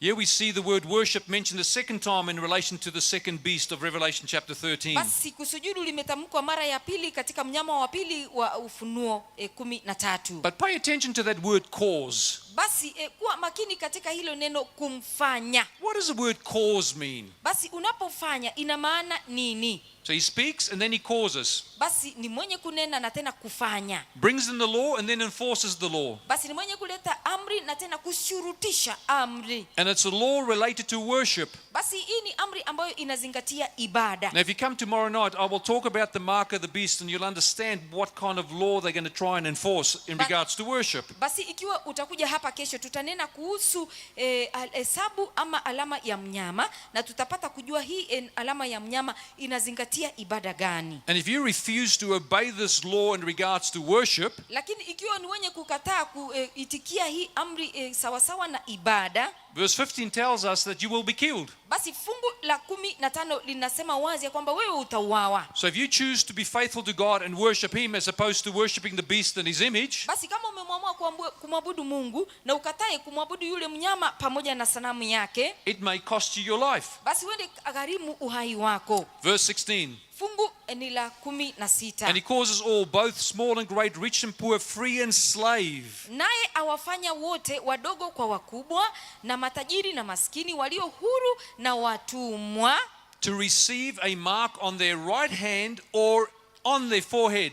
watiwe chapa katika mkono wao wa kuume au katika vipaji vya nyuso zao. What is that mark? Basi hii chapa ni nini? And why does it say they receive it in their right hand or in their forehead? Iweje watu waipokee katika mkono wa kuume au katika vipaji? Well, the forehead refers to our thoughts. Basi vipaji vinaashiria nia yako. Some people will be deceived and think that this is the right thing to do, and they will receive the mark in their foreheads. Wengine ni wenye kudanganywa, wanatafikiria kwamba hivi ni jambo bora kufanya, kwa hivyo watapata chapa hii katika vipaji. Others may know that it is wrong, but for the sake of expediency and not to be killed, they'll go along with it, showing their actions. Wengine wanajua kweli ni makosa, lakini kwa sababu ya mambo mengi watakubali wapate kuipokea ili waweze kuendelea. For example, if you want to know, in Ecclesiastes chapter 9 verse 10, it says, whatever you find to do with your right hand, do it with your might. Basi ukitaka kujua katika Mhubiri 9:10 Biblia inasema ikiwa umepata jambo kufanya, fanya kwa ukakamavu. So we know that the hand has got to do with our actions. Basi mkono ni matendo. But you can either have it in the forehead or the right hand. Either would be fine. Utakuwa nayo katika kipaji au katika mkono wa kuume, yote ni sawa. But what does the forehead and right hand remind you of? Basi tunaponena kipaji au mkono wa kuume, unakumbuka nini? If you've been a Bible student and you've looked at the Old Testament a little bit, Basi kama umekuwa mwanafunzi wa Biblia na umefanya kuangalia Agano la Kale kidogo, especially the book of Deuteronomy, you'll discover what that actually means. hasa kitabu cha Kumbukumbu la Torati, utagundua ina maana ipi. Deuteronomy chapter 6, and we'll read it from verse 6. Basi Kumbukumbu la Torati sura ni ya 6 aya ni ya 6. And God speaks there in Deuteronomy chapter 6 and verse 6. Mungu ni mwenye kunena katika Kumbukumbu la Torati 6:6. And it says, "And these words which I command you today shall be in your heart." Na anasema, na maneno haya ninayokuamuru leo yatakuwa katika moyo wako, You shall teach them diligently to your children, na uwafundishe watoto wako kwa bidii, and shall talk to them when you sit down in your house, na kuyanena uketipo katika nyumba yako, when you walk by the way, na utembeapo njiani, when you lie down, na unapolala, and when you rise up. na unapoondoka. So the commands of God is to be taught to the children, Basi amri zake Mungu lazima zifanye kufunzwa kwa watoto, and it's all the time. na ni kila wakati. If we neglect this, our next generation will turn out to be quite different to what we'd hope. Basi ikiwa tutapuuza haya, kizazi kijayo kitakuwa tofauti na kile ambacho sisi tunataraji. But our children need instruction, ideally from their parents. Maana watoto wetu wanahitaji maagizo kutoka kwa wazazi. Now look at these commands. Where are they supposed to go? Verse 8. Basi hizi amri zinastahili kwenda wapi? Fungu ni la 8. "And you shall bind them as a sign on your hand, Yafunge yawe dalili juu ya mkono wako, and they shall be as frontlet between your eyes," the forehead. nayo yatakuwa kama utepe katikati ya macho yako. So what does God want in the forehead? Basi Mungu anataraji nini kwenye vipaji? His commandments, His laws. Amri zake, sheria zake. What does He want bound to the right hand or Basi to the hand? angependa nini kiwe karibu na mkono wako? The same commandments, the same laws. Zile amri, zile sheria. So is it possible, if we go back to Revelation chapter 13, Basi tunaporudi katika Ufunuo 13, that these who receive the mark, wale wenye kupokea chapa, that it is a replacement or a substitute for the law of God that's supposed to be in the forehead and in the right hand? wamebadilisha na amri zake Mungu ambazo zinastahili kuwa kwenye mkono wa kuume na kwenye vipaji. Now it's interesting to note that if you don't have the mark of the beast in your right hand or your forehead, verse 17, Ni jambo la ajabu ya kwamba ikiwa utakosa kuwa na chapa katika mkono wako wa kuume au katika kipaji, it says that you will not be able to buy or sell except if you have the mark. basi hautaweza kununua au wala kuuza ila tu upate kuwa na chapa Or the name of the beast, au jina la yule mnyama or the number of his name. au hesabu ya jina lake. And then verse 18 says, "Here is wisdom, let him who understands calculate the number of the beast." Basi hapa katika fungu la 18 inasema hivi, hapo ndipo penye hekima, For- yeye aliye na akili na aihesabu hesabu ya mnyama huyo, For it is the number of a man, and his number is 666. maana ni hesabu ya kibinadamu na hesabu yake ni 666. Now tomorrow we'll cover more of that in detail. Basi kesho tutaangalia haya kwa kina. But you seem to have stayed with me through the whole book of a chapter of Revelation chapter 13. Lakini sasa mmeshasalia pamoja nami katika Ufunuo wa Yohana sura ni ya 13. Did what we study this afternoon make any sense? Basi yale ambayo tumejifunza, jamani, umepata kitu? Did we able to understand it? Tulielewa jambo jamani? Praise God. Praise God. Bwana asifiwe. So this is how you study scripture. Basi hivyo ndivyo tunavyostahili kujifunza maandiko. You compare scripture with scripture. You look at the stories that help us understand the symbols here in what you see in Revelation chapter 13. Unalinganisha fungu na fungu na ni mwenye kuangalia hadithi na kufanya kuzilinganisha. Now please note that blasphemy was mentioned 4 times in Revelation chapter 13. Basi katika Ufunuo 13 kufuru limeshatamkwa ni mara 4. Worship was mentioned 5 times. Kusujudu limeshatamkwa mara ni 5. Matter of fact, if you go to Revelation chapter 14, worship is mentioned another 3 times. Basi unapoingia katika Ufunuo 14, basi ibada imeshatamkwa mara ni 4. The whole issue in the last days will be about worship and authority. Tatizo katika siku za mwisho itakuwa ni ibada pamoja na uweza. Because authority was also mentioned 5 times. Maana uweza umeshatamkwa mara ni 5. It'll be the authority of God basi itakuwa ni mamlaka yake Mungu based on the law of God and His word ambayo inazingatia katika amri zake Mungu pamoja na neno lake, versus the authority of man or the church, au dhidi ya mamlaka yake Mungu au binadamu au kanisa, and them setting up something that contradicts the commandments of God and His worship. ambao wenye ni kuweka mambo ambayo yanakinzana pamoja na amri zake Mungu na ibada yake Mungu. So this evening it's very simple as we come together to pray and close. Basi jioni ya leo ni mambo rahisi tunapokuja pamoja kwa ajili ya kuomba na kutamatisha. It's a call to determine in our hearts now Basi ni wito ili tufanye uamuzi katika mioyo yetu sasa hivi that we will submit to the authority of God, ya kwamba sisi tutajitoa katika uwezo wake Mungu, that we will not have any other false gods before us, ya kwamba hatutakuwa na miungu mingine ya uongo mbele yetu, that we will only worship the Creator who made heaven and earth, ya kwamba sisi ni mwenye kuabudu Mungu mwenye kuziumba mbingu pamoja na nchi, versus the authority of man, dhidi ya nguvu zake binadamu which has been promoted by Satan, which is in the background, ambazo zimeweza andaliwa pamoja na ibilisi aliye pale nyuma, to counterfeit what God has instructed us to do. ili apate kukinzana pamoja na maagizo yake Mungu. Now, in making this commitment this evening, Basi sasa jioni ya leo tutajitoa hivi, you're saying that you will be faithful even unto death. ya kwamba utakuwa mwaminifu haijalishi ufe. Because we read there, if you do not receive the mark of the beast and your right hand to your forehead, Maana tulishasoma ya kwamba ikiwa hutapokea hii chapa ya mnyama katika kipaji chako na hata katika mkono wako wa kuume, that a death law would be put in place. ya kwamba amri ya kukuua wewe itatekelezwa, And your disobedience to the state na unapokataa kutii taifa will allow them to kill you. itakuruhusu wao wafanye kukuua wewe. So it's an important decision to make. Basi ni jambo la muhimu wewe kuamua. Tonight we can make the resolve that we'll do this while there's peace and safety around. Basi jioni ya leo tutafanya uamuzi ya kwamba sasa pana amani na mambo yote ni Which shwari, by the grace of God in that day ya kwamba ni kupitia kwa neema yake Mungu siku hiyo will be enabled by the simple statement tonight tutawezeshwa katika nukuu mmoja ambayo tutafanya jioni ya to leo, love God more than we love our own lives. tumpende Mungu zaidi ya kupenda uhai wetu. So if that's your decision this evening, come up to the front, stand with us and we'll pray. Basi kama umeamua kumpenda Mungu zaidi ya uhai wako, utakuja hapa mbele kwa ajili ya kuomba.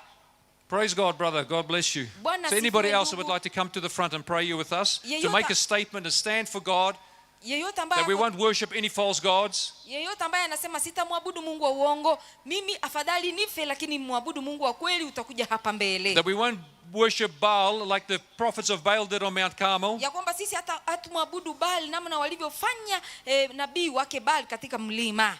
that we won't do what the king of Israel did Sisi hatutafanya namna alivyofanya mfalme wa and Israeli, go and inquire of Beelzebub, na hatutaenda tutafute majibu kutoka kwa Mungu aitwaje Beelzebubu, because we want to be faithful to God, because God has shown his faithfulness to us. maana sisi tunataka tuwe waaminifu kwake Mungu, maana Mungu tayari ameshadhihirisha uaminifu wake kwetu sisi. Praise God. God bless you all. Bwana asifiwe, na Mungu ni mwenye kuwabariki ninyi nyote. Imagine all of us standing for God on that day, saying, no, we will not worship another false god. Mimi natafakari sote tusimame mbele zake Mungu na tuseme sisi hatutamwabudu yoyote ila Mungu. We will not bow down to the beast or his image, nor receive his mark in our forehead or in our right hand. Hatutasujudu mnyama wala yule joka, wala hatutapokea chapa yake katika vipaji vyetu ama katika mikono yetu ya kuume. Now, is there anybody here that would like to say, look, I'd like to make a commitment publicly and get baptized on Saturday, Basi yote hapa ambaye angependa kukiri wazi Showing my ya kwamba commitment. najitoa ili nipate kupokea ubatizo siku ni ya Sabato, showing my commitment, expressing it publicly.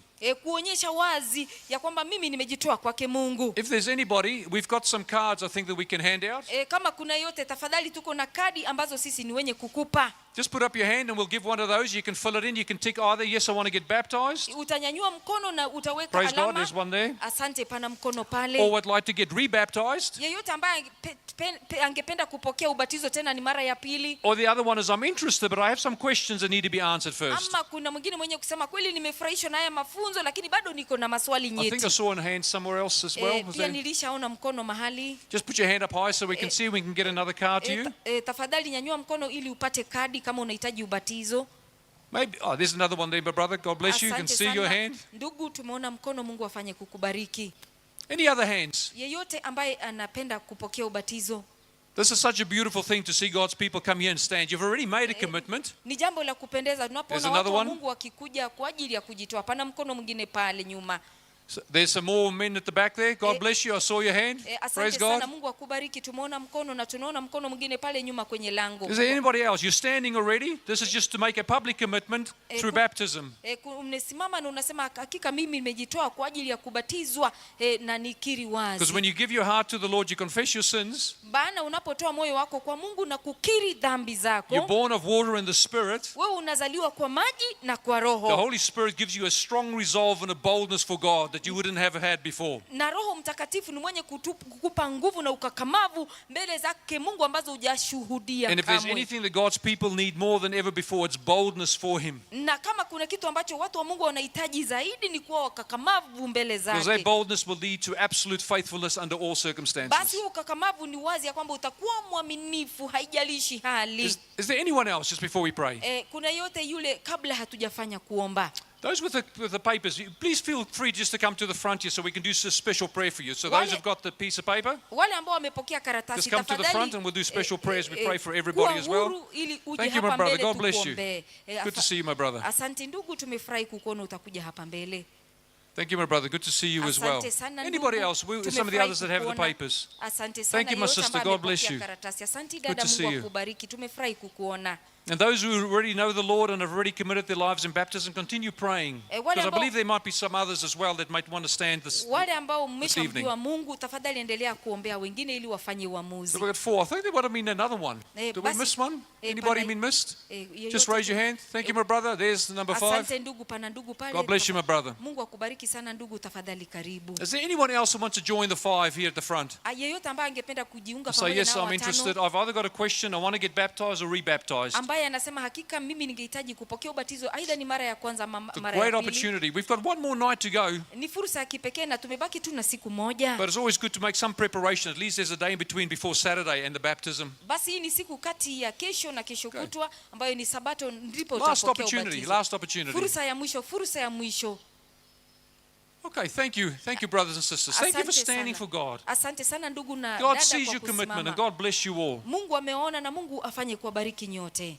And so the 5 we have the front, dear sister, and the 4 brothers. Hawa watano ambao wako mbele yetu, dada mpendwa pamoja na ndugu wanne, We're going to do a special prayer now. So let's just close your eyes basi and pray to God. tutawafanyia maombi ya kipekee. Ni sisi ni wenye kufunga macho kwa ajili ya kuomba. Our God in heaven, Baba yetu aliye the mbinguni, creator of heaven and earth, muumba wa mbingu pamoja na nchi, the Lord of the Sabbath, Mungu wa Sabato, the lover of our souls, Mungu ambaye ni mwenye kutupenda, the one who gave himself for us as a sacrifice that we might be saved and ambaye live. alijitoa kwa ajili yetu kama kafara ili tupate kuokolewa na kuishi. To you it sends our praise. Basi kwako tunakutumia sifa. It's to your call that we are responding. Ni kupitia kwa wito wako ndiposa tumefanya kuitikia. It is not the call of a man, but it is the call of God Almighty. Basi si binadamu ambao wametuita, bali ni Mungu mkuu mwenye kutuita. Thank you for these 5 precious souls that have made a decision even this evening. Asante kwa hizi roho 5 za thamani ambazo zimefanya uamuzi jioni ya leo. Father, we pray that you would bless them in their decision. Baba, tunaomba ufanye kuwabariki, maana wameshaamua.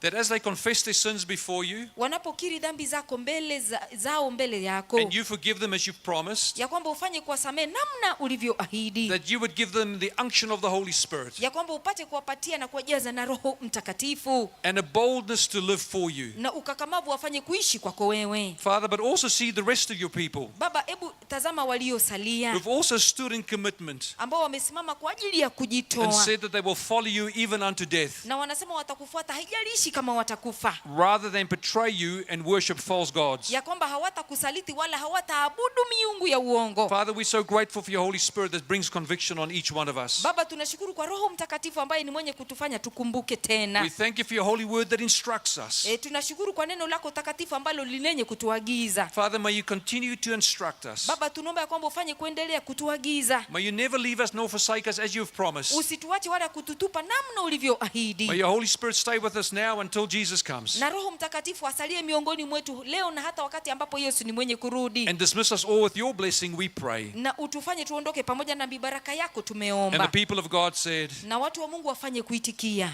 Amen and amen. Amen God na bless you all. amina. Na Thank Mungu you. awabariki nyote.